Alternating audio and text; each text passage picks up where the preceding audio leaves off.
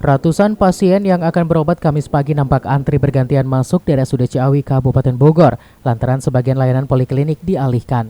Mereka bahkan harus menunggu lama hingga memadati selasar teras rumah sakit. Selain bagian poliklinik, kepadatan pasien juga hilir mudik di ruang UGD.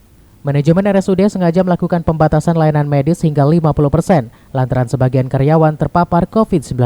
Sedikitnya 109 perawat dan dokter terpaksa menjalani isolasi mandiri usai dinyatakan positif. Sementara upaya Pemda membuka perekrutan tenaga relawan medis justru sepi peminat. Akibatnya ketersediaan jumlah tenaga medis tak sebanding dengan lonjakan pasien yang terus membludak di masa PPKM darurat. Memang saat ini ada pegawai ya, jadi bukan hanya nakes, tapi pegawai kami yang terkonfirmasi positif itu ada 109.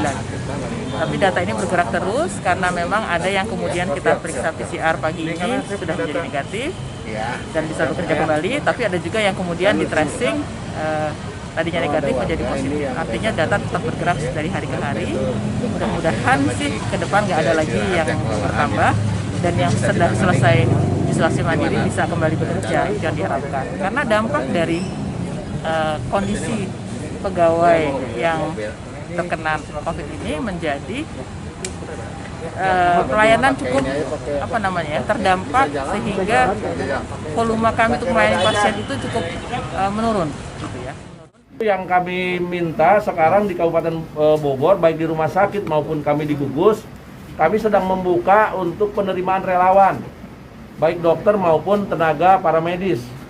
Cuman masalahnya ya mohon maaf, yang pendaftarnya minim.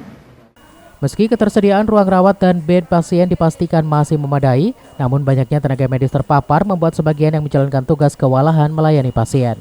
Dari Kabupaten Bogor, Herman Bons melaporkan.